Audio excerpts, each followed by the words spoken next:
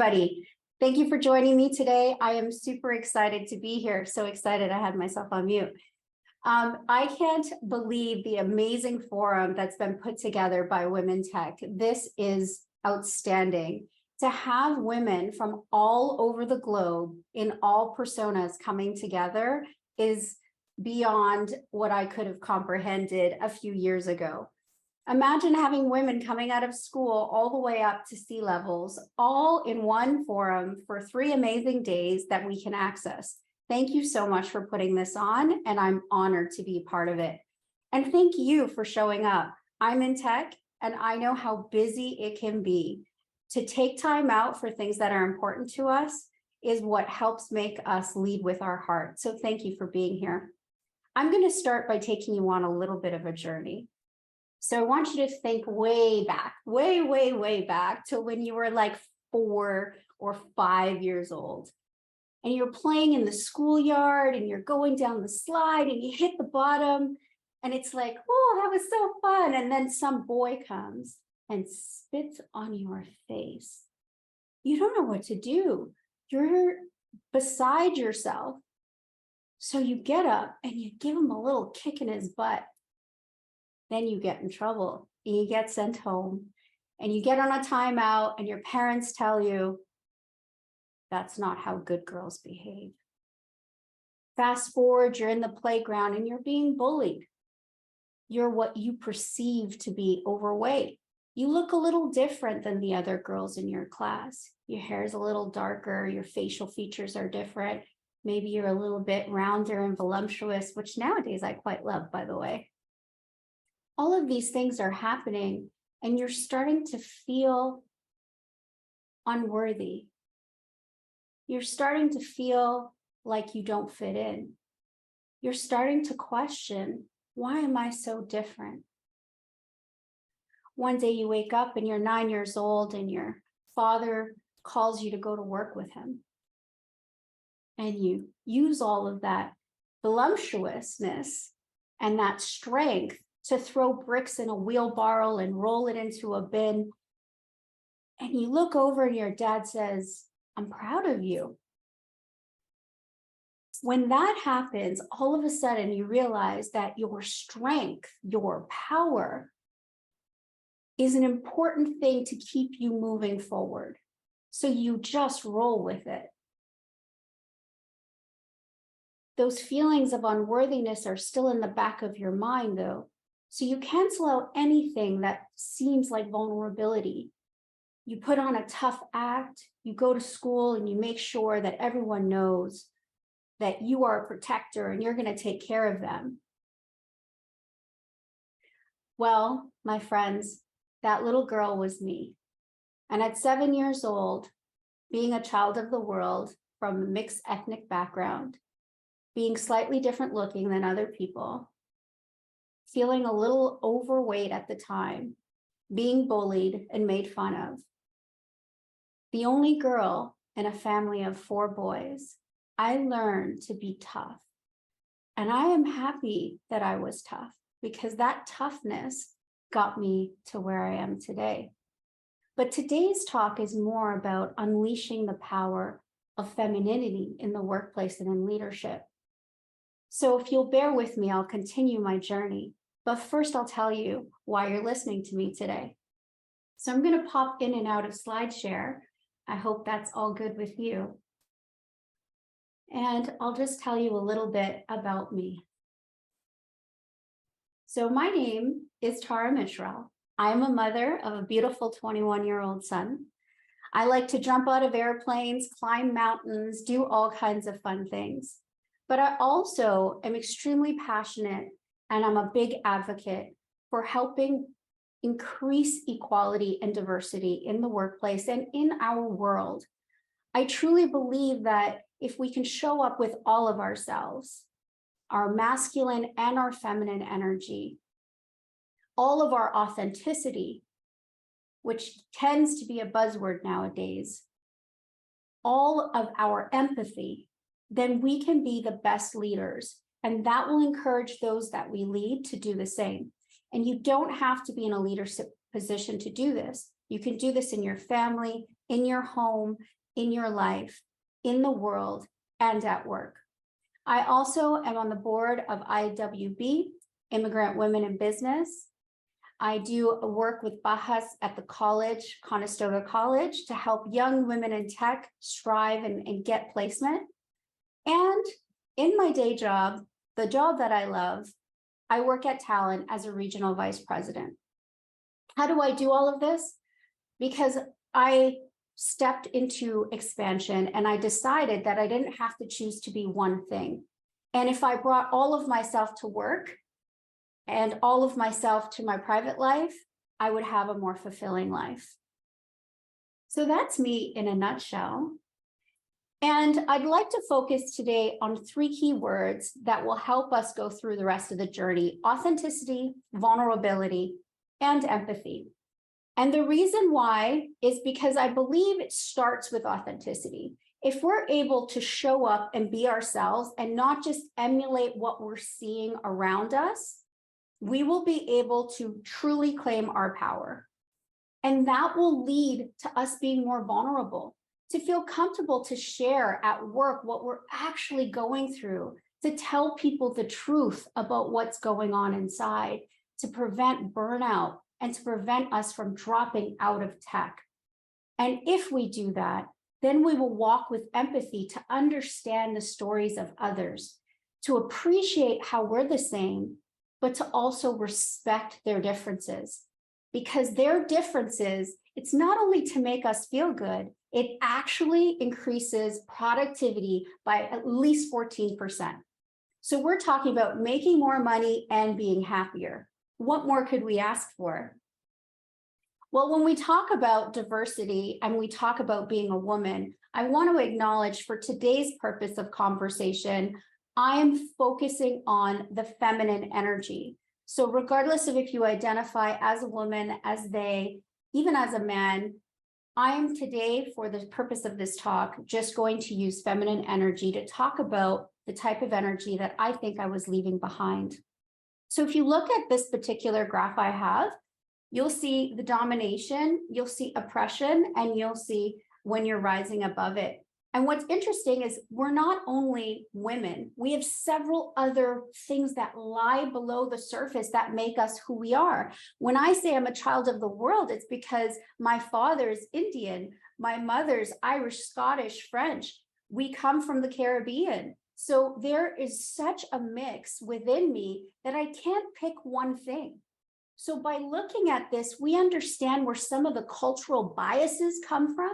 We understand and have empathy for what others are going through, but we also appreciate all the things that we bring uniquely to the table, from the things that are enablers and the things that are oppressing us. So we have a complete picture and we can see things fully. But what is this whole feminine energy thing? Feminine versus masculine energy. And I use the word energy because this is not based on gender. It is not based on sex. It is based on just the feminine and masculine energy that is within all of us.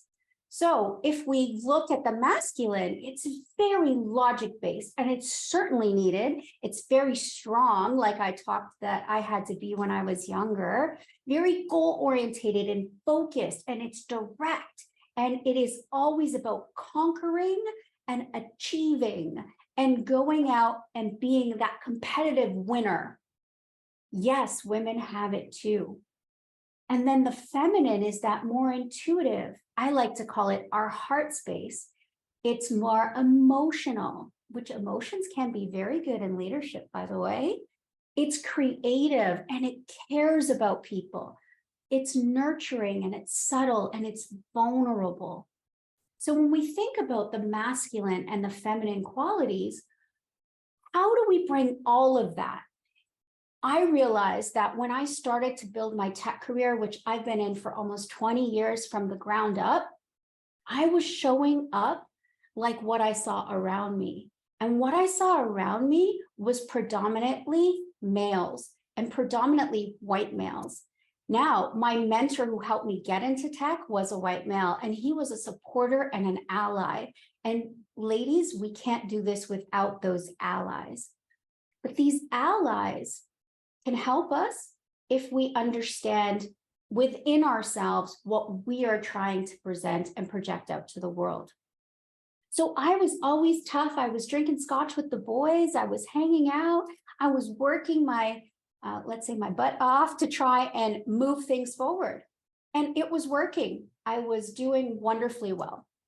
One day I walked in, and I walked into a manufacturing plant with a very senior lady. And she said to me, because we became friends later, that's what I do. I love people. She said, Tara, you know, I thought that they just sent the eye candy to solve the problem. When she said that, it hurt me because I had always strived to be the strong, masculine type. I tried to emulate those around me, and my bosses weren't called eye candy ever. I thought it must have been a one-off. Then the following month, I went to another hospital, and this time it was to pitch. And this time I was hoping that they would be my first hospital. I was so excited. I went in and I was all bubbly. And then months later, I found out from the CIO, she was like, oh, I thought they just sent the eye candy. She used the exact same terminology. Why is that important? Because that shamed me. That made me feel like I had to go back to dressing the way I used to, with gray suits and no makeup, and just working to go out and strive and succeed. I worked even harder to prove myself. I'll show you was the mentality. Doubt me, watch me. And they became a great client, both of them. But here's what happened. I ignored part of myself. And so I was constantly in fight or flight. I constantly didn't feel safe. I had a stroke. At 40 years old, I woke up a week before Christmas, and I couldn't talk. I couldn't walk. I couldn't make a sentence. My son had to take me to the hospital. My son had to watch as his single mom was in a hospital bed for 7 days. I learned then that I needed to listen to myself. I learned then that I needed to show up with all of myself and to stop pushing down who I was to be a really true, authentic leader and performer. I had to make myself feel safe. So yes, here I am after a stroke. I'm doing fine. Thanks for asking. But why did my body react that way? Well, if we go back to my screen share here, it's because of the polyvagal theory, right? You have your social engagement, everything is great. This is when all is well. And then something happens, danger. Danger is I'm overworked. I'm not taking care of myself. I'm taking care of all of those around me, my team, my family, the cooking, the cleaning. And yes, I can do it because I earned this spot at the table. I have to show everyone that as a woman in this seat, I can work 10 times as hard. Well, that's constant fight or flight or freeze. And that creates detachment when you are going that hard. And that's when women decide they have burnout and leave the tech industry. How can we avoid this? Well, it's that vagus nerve that goes from the top of our head all the way down our body. It is the receptor that says, hey, you know what? You're okay. Don't worry. It regulates you. It helps you with your ability to manage stress. But when you're stressed and you're not showing up authentically, then your blood pressure goes up. You start having digestion issues, your heart rate. This is how not being your full self can actually make you sick and reduce your productivity in the workforce and cause burnout. But on the other hand, if we learn to put on our own oxygen mask, if we learn to take care of ourselves as well as we take care of others, if we nurture ourselves as we nurture others. Then, in addition to being a great leader, you will also be able to stay calm and stay regulated in the body. So with that, I just want to say that showing up with masculine and feminine energy will help you be a more empathetic leader. And the word authenticity, as much as it's overused, it just means to really be you.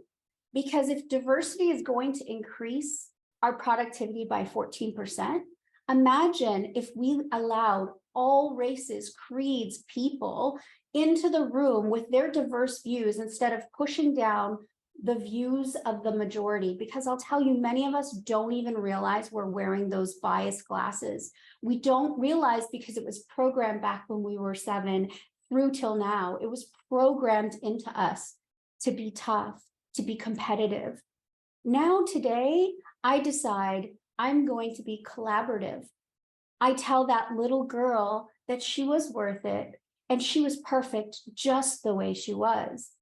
I thank the experience and I'm grateful for it because it got me to where I am today.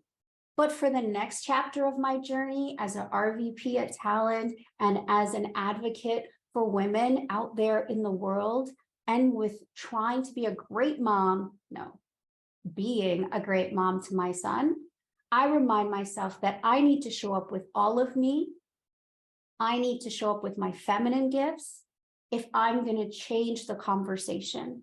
And I'm going to respect and love the allies that work alongside of me. I'm going to change that conversation with females against females so we can collaborate together and not feel threatened that we have to fight over a single seat because we get half the seats. And I'm going to ensure that all of those around feel that they can be real when they're talking to me. So those are my words of wisdom, I suppose, from my 20 years in the tech industry. And I want to leave you with a final thought. And it's a beautiful quote that I quite love, but it says that the ocean does not apologize for its size, and the mountains do not seek forgiveness for the space they take. So neither will I. Be big, be bold, be yourself, whatever that is, however that shows us. Thank you so much for being here. You can reach me on LinkedIn. And if you have any questions, please let me know. I have a couple of minutes to answer. Let's just take a look at the chat here. Internalization of the patriarchy. That is so true.